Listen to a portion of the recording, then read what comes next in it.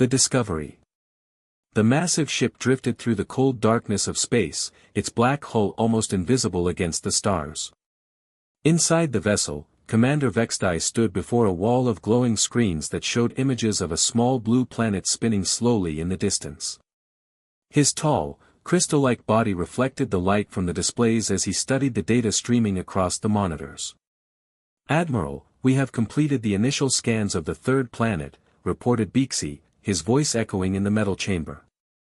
Behind him, dozens of other Zapirians worked at control panels, their thin fingers dancing over buttons and switches that controlled the most advanced technology in their part of the galaxy. Admiral Corvin approached, his footsteps making soft clicking sounds on the floor. He was older than the others, with deeper crystal formations growing from his shoulders and arms that marked his years of service to the Empire. "What do our sensors tell us about this world?" he asked. Vextai touched a control and the main screen changed to show detailed readings. "The planet is rich in resources we need. Water covers most of the surface, the atmosphere is breathable for us with minor adjustments. Most importantly, the dominant species appears to be primitive." "How primitive?" the Admiral asked, moving closer to examine the data. "They have basic satellites in orbit, but nothing that could threaten our ships. Their largest weapons appear to be chemical explosives, no energy shields, no plasma cannons, no faster-than-light travel." Vextai paused the display on an image of Earth's cities. "They live in scattered groups across the planet's surface. Our intelligence suggests they often fight among themselves." Admiral Corvin nodded slowly. The Zapirian Empire had conquered 47 worlds in the past 2 centuries, and the pattern was always the same: find a planet with resources they needed, study the local species, then take control through superior technology. Most civilizations surrendered quickly when faced with weapons they could not understand or match. "What about their population?" Corvin asked. "Approximately 7 billion individuals. They call themselves humans. Physical scans show they are carbon-based, much smaller than us, and appear to have limited physical strength." Vextai brought up images of humans walking through their cities, driving their vehicles, working in their buildings. "They seem to be a social species, but not unified under a single government." The Admiral studied the images carefully. These humans looked so fragile compared to his own people. The Zapirians stood nearly 8 feet tall with crystal-hard skin that could deflect most basic weapons. Their ancestors had evolved on a harsh world where only the strong survived, giving them natural advantages that served them well in conquest. "Have you detected any advanced defensive systems?" Corvin asked. "None that would pose a threat to our fleet. Their military technology is crude, they still use metal projectiles and chemical explosives. Some of their aircraft can reach high speeds, but nothing approaching our capabilities." Vextai switched to another display showing human military bases. "Their largest armies number in the hundreds of thousands, but they lack the coordination and technology to mount an effective resistance against our forces." Admiral Corvin felt the familiar satisfaction that came with identifying another easy conquest. The Empire needed the resources this planet offered, particularly the rare metals their scans had detected beneath the surface. The humans would likely surrender quickly once they saw the power of Zapirian technology. "However," Bixi continued, "I recommend we conduct closer observation before proceeding with the invasion." The Admiral turned to face his commander. "Is there something in the data that concerns you?" "Not concerns exactly, but there are aspects of human behavior our long-range scans cannot fully analyze. Their social structures are more complex than most species we have encountered. They have created thousands of different cultural groups, each with their own customs and beliefs. This level of diversity is unusual." Corvin considered this information. Most species the Empire had conquered were unified under single governments or simple tribal systems. Dealing with multiple human factions might require different strategies, but it should not pose a serious challenge to their overwhelming technological advantage. "Send Lieutenant Sixara to the surface," the Admiral decided. "Have her conduct detailed observations of human behavior, military capabilities, and social organization. We will proceed with the invasion once we have complete intelligence. Yes, Admiral, Vextai replied, already moving toward the communications console. The stage was set for what the Zapirians believed would be their easiest conquest yet. They had no idea that they were about to encounter something that would challenge everything they thought they knew about the species called humans. The Observer. Lieutenant Sixara received her orders within minutes. She was young for a Zapirian officer, with bright crystal formations that indicated her sharp intelligence and quick reflexes. Her specialty was reconnaissance and cultural analysis, making her the perfect choice for this mission. In the ship's hangar bay, Sixara climbed into her reconnaissance pod, a small craft designed to be invisible to primitive sensors. The pod was equipped with advanced recording equipment, atmosphere processors, and enough supplies for several weeks of observation. Remember, Vextai told her through the communication system, maintain complete concealment. Observe but do not interact. We need to understand how humans react to various situations before we reveal ourselves.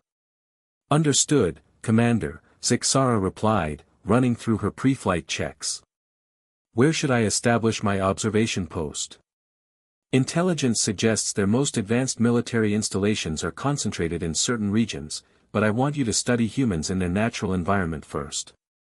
Find a remote area where you can observe typical behavior patterns without the complications of large population centers. The hangar bay doors opened silently, revealing the starfield beyond. Sixara's pod slipped out of the mothership like a whisper, its stealth systems engaging immediately. On her screens, she could see the blue and green planet growing larger as she approached. Earth looked peaceful from orbit, its white clouds swirling over continents that showed no signs of the advanced civilizations that had learned to fear the Zapirian Empire. Soon, Sixara thought, this world would join the others under their control. She selected a landing site in a mountainous region with low population density, perfect for establishing a hidden observation post. The pod entered Earth's atmosphere without triggering any detection systems, just as their intelligence had predicted. These humans had no idea they were being watched. The reconnaissance pod touched down in a clearing surrounded by tall pine trees. Lieutenant Sixara felt the slight bump as her craft settled onto the forest floor, hidden from view by the thick canopy above. She checked her instruments and confirmed that her stealth field was working perfectly. Any human detection equipment would see nothing but empty forest. She activated her observation systems and began scanning the area. The landing site was in a place called Glacier National Park, according to the human communication signals her equipment intercepted. It was a remote location with few human settlements nearby, exactly what she needed for her mission. For 3 days, Sixara recorded everything she could observe. She watched small groups of humans walk along marked trails, carrying heavy packs on their backs. They seemed to enjoy this activity despite the obvious physical strain. She documented their primitive camping equipment and noted how they gathered around fires at night, talking and laughing together.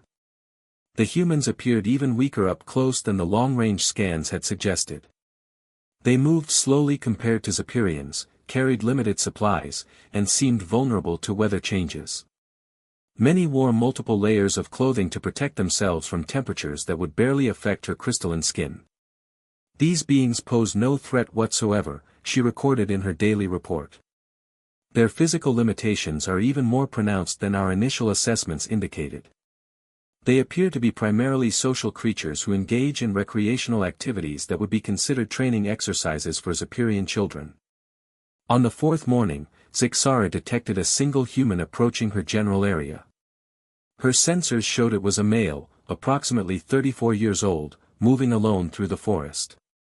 Unlike the tourists she had observed, this one carried different equipment and moved with more purpose and awareness of his surroundings. She focused her sensors on this new subject, curious about the variation in human behavior she was witnessing. This one seemed different somehow, more alert, more purposeful. Perhaps this would provide her with the diverse behavioral data that Commander Vextai had requested. Little did Sixara know that she was about to encounter something that would change not only her mission but the entire Zapirian Empire's understanding of the species they had so casually dismissed as primitive and weak. The encounter. Jake Collins stepped carefully through the underbrush, following a trail that was barely visible to most people. As a park ranger, he knew these mountains better than almost anyone. He was conducting his weekly patrol of the remote sections of Glacier National Park, checking for signs of illegal camping, injured wildlife, or visitors who might need help. The morning air was crisp and clean, filled with the scent of pine needles and mountain streams. Jake enjoyed these solo patrols. After 4 years in the Marines and 2 tours overseas, he found peace in the quiet wilderness. The mountains reminded him that there were still places in the world untouched by human conflict. Something caught his eye about 50 yards ahead. Through the trees, he could see what looked like disturbed ground and some kind of unusual metallic gleam. Jake approached carefully, his military training making him cautious of anything out of place in his territory. Inside her pod, Zixara watched the human approach with interest. Her equipment provided detailed readings of his physiology and movement patterns. Like the others she had observed, he appeared physically unremarkable, average height for his species, standard muscle development, no visible weapons or advanced technology. Jake stopped about 20 feet from where the stealth field concealed Zixara's pod. He was looking directly at her location, but his primitive eyes couldn't penetrate the advanced camouflage.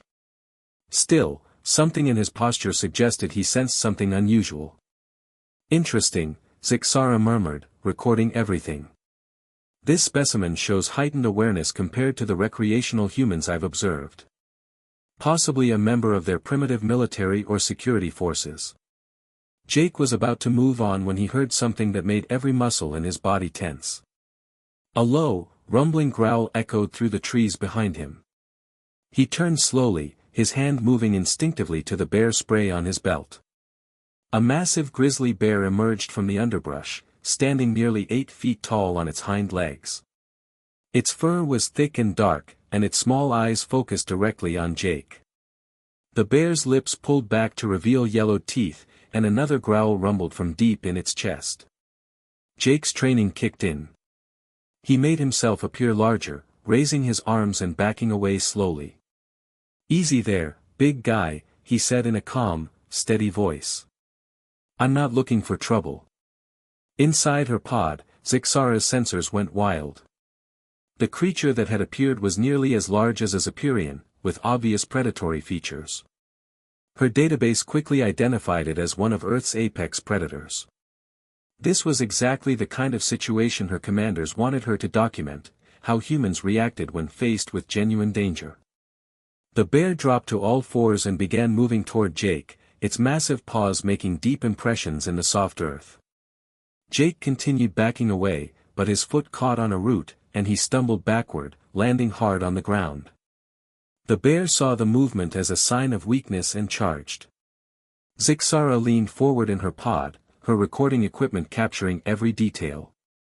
She expected to witness the human's death, a valuable data point about their species' limitations when faced with superior predators.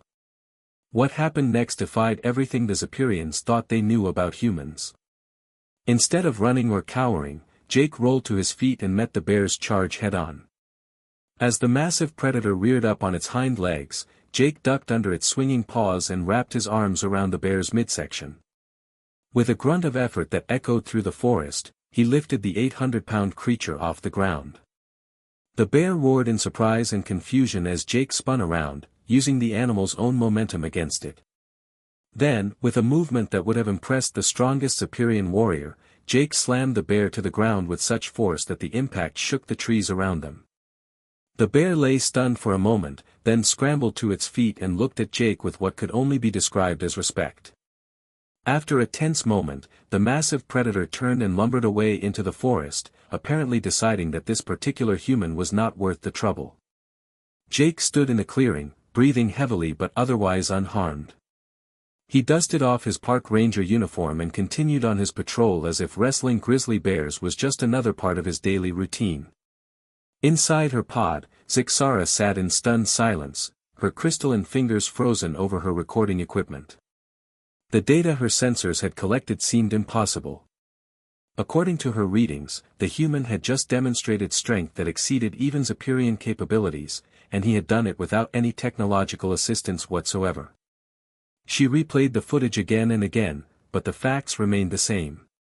A creature they had dismissed as primitive and weak had just defeated one of their planet's apex predators with nothing but his bare hands. For the first time since beginning her mission, Lieutenant Sixara wondered if the Zapirian Empire had made a terrible miscalculation about the species called humans. The revelation. Sixara's hands trembled as she transmitted her report back to the mothership. The footage of Jake's encounter with the grizzly bear played on repeat in her mind. She had run the analysis a dozen times, but the results never changed. The human had demonstrated physical capabilities that challenged everything the Zapirian Empire believed about Earth's dominant species. Commander Vextai, she spoke into her communication device, I need to report an anomaly in human behavior. Proceed, Lieutenant, came the reply from the ship in orbit. Sir, I've just witnessed a human male engage in combat with one of this planet's apex predators, a creature weighing approximately 800 pounds with significant natural weapons. The human defeated the predator using only his physical strength. There was a long pause before Vextai responded. Lieutenant, check your equipment. That reading cannot be correct. I've verified the data multiple times, Commander. The human lifted the predator completely off the ground and threw it with enough force to create seismic vibrations detectable by my sensors. The strength displayed was comparable to, if not exceeding, that of an average Zapirian warrior. Aboard the mothership, Commander Vextai stared at the incoming data with growing disbelief. He called Admiral Corvin to the communications station. Admiral, we have a problem, Vextai said, his voice tight with concern. Lieutenant Sixara's reconnaissance has revealed capabilities in the human species that were not detected by our long-range scans. Admiral Corvin reviewed the footage and sensor data. His crystalline features hardened as he processed what he was seeing. One anomalous individual does not represent an entire species, he said finally. This could be a genetic mutation or the result of some kind of enhancement technology we haven't detected. With respect, Admiral, Sixara's voice crackled through the communication system, I request permission to conduct extended observations. If this human's capabilities are representative of even a small percentage of their population, it could significantly impact our invasion plans. The Admiral was quiet for a long moment. The Zapirian Empire had built its dominance on superior technology and physical prowess. If humans possessed strength comparable to their own, combined with their apparent willingness to engage in direct physical combat, it would change the dynamics of conquest entirely. Permission granted, Lieutenant. Expand your observations. I want data on human physical capabilities, combat behavior, and any other anomalies you can identify. We need to understand what we're dealing with before we proceed. Over the following days, Sixara repositioned her observation post to monitor a wider area. What she discovered sent shockwaves through the Zapirian command structure. She observed a human female carrying her injured companion for miles through difficult terrain without stopping. She watched construction workers lifting and moving objects that should have required mechanical assistance. She documented athletes performing feats of strength, endurance, and agility that rivaled the capabilities of trained Zapirian soldiers. But most disturbing of all were the historical records she accessed through human communication networks. Humans had been fighting wars for millennia, constantly developing new ways to overcome superior opponents. They had a documented history of refusing to surrender even when facing overwhelming odds. Admiral, she reported during one of her daily transmissions, I've discovered something that changes everything. These humans have been in constant conflict for their entire recorded history. They've developed what can only be described as an evolutionary advantage in warfare. They don't just fight when cornered, they actively seek out conflict and have developed sophisticated strategies for defeating larger, stronger opponents. She transmitted historical footage of human warfare, showing battles where smaller forces had defeated larger ones through tactics, determination, and sheer refusal to give up. Furthermore, she continued, their social structure isn't a weakness as we initially believed. It's a strength. When threatened, they have the ability to unite their scattered groups into a coordinated defense. They've done it repeatedly throughout their history. Admiral Corvin studied the data with growing alarm. The easy conquest he had anticipated was looking more like a potential catastrophe for the Zapirian Empire. "Lieutenant, what is your assessment of human combat capabilities?" he asked. "Sir, based on my observations, I believe humans possess what they call adrenaline response, a biological mechanism that temporarily enhances their physical capabilities beyond normal parameters when they perceive a threat. Combined with their apparent disregard for personal safety when defending their territory, they represent a significant threat to our forces." The admiral felt something he had not experienced in decades of conquest: doubt. The humans weren't just another primitive species to be easily dominated. They were something else entirely, a species that had evolved not just intelligence, but an almost supernatural ability to fight against superior opponents. "Continue your observations, Lieutenant," he ordered. "I need to know everything about these humans before we make our next move." As Zixara settled in for another night of surveillance, she couldn't shake the feeling that the Zapirian Empire was about to face its greatest challenge yet. The species they had dismissed as weak and primitive might be the one that finally stopped their conquest of the galaxy. The decision. 3 weeks had passed since Lieutenant Zixara's first encounter with the human park ranger. Her extended observations had painted a picture of humanity that shattered every assumption the Zapirian Empire had made about Earth's dominant species. The final report she transmitted to Admiral Corvin was unlike anything in the Empire's conquest archives. "Admiral," Zixara began her transmission, "I must strongly advise against proceeding with the invasion of Earth. The human species possesses capabilities that make them unsuitable for conquest through our traditional methods." Admiral Corvin, Commander Vextai, and the senior staff gathered around the main communications console. The ship's war room had fallen silent as they listened to their reconnaissance officer's final assessment. "Explain, Lieutenant," the Admiral ordered. "Sir, humans are not a primitive species as we initially believed. They are a warrior species that has been hardened by constant conflict. Their apparent technological limitations are offset by biological and psychological advantages that we cannot match." Zixara's data stream showed footage of humans in various situations: athletes pushing their bodies beyond apparent limits, soldiers carrying wounded comrades through impossible terrain, ordinary citizens performing extraordinary acts of strength when motivated by necessity. Their adrenaline response system allows them to temporarily exceed their normal physical capabilities by up to 300%. When facing a perceived threat to their survival or their territory, humans become capable of feats that rival or exceed Zapirian strength. More importantly, they show no fear of death when defending what they consider important. The Admiral studied the data grimly. "What about their lack of unified government? Surely our superior technology could overcome their scattered military forces?" "That's exactly the problem, sir. Their scattered nature makes them impossible to defeat through conventional conquest. There is no central authority to negotiate surrender. No single military command to neutralize. They have over 200 different political entities, each with its own military forces and command structure. Defeating one would only unite the others against us." Zixara brought up historical analysis of human conflicts. Their records show that when faced with an external threat, human populations that have been fighting each other for centuries will immediately unite against the common enemy. They call this phenomenon rallying against invasion. It's happened consistently throughout their history. Commander Vextai leaned forward. "What are you recommending, Lieutenant?"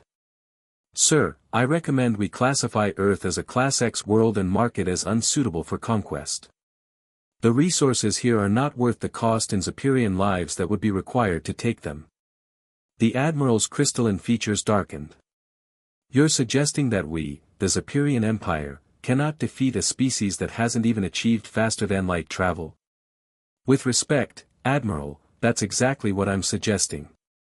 Our advantage has always been technological superiority combined with the shock of first contact. Most species surrender when they see our weapons because they understand they cannot win. Humans won't surrender. They'll fight until every last one of them is dead, and they'll take as many of us with them as possible." Zixara transmitted her final piece of evidence, footage of human entertainment media. Sir, these beings create fictional stories for recreation where small groups of their species defeat technologically superior alien invaders. They don't just imagine resistance to conquest, they fantasize about it. They've been mentally preparing for this scenario for generations. The war room was silent as the command staff absorbed this information. The Zapirian Empire had conquered 47 worlds through technological superiority and careful planning. They had never encountered a species that actively prepared for and anticipated interstellar invasion. Admiral Corvin stood quietly for several minutes, reviewing the data one final time. Everything his reconnaissance officer had discovered pointed to the same conclusion: humans were not like other species they had conquered. They were something unique in the galaxy, a species that had evolved to fight against superior opponents and win. Lieutenant Zixara, he said finally, prepare for extraction. You've done excellent work.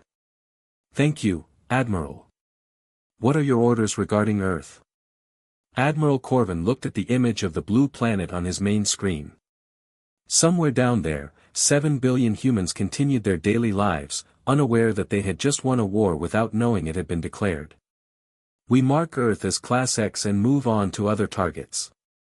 The Empire has no interest in a protracted war against a species that doesn't know when it's beaten.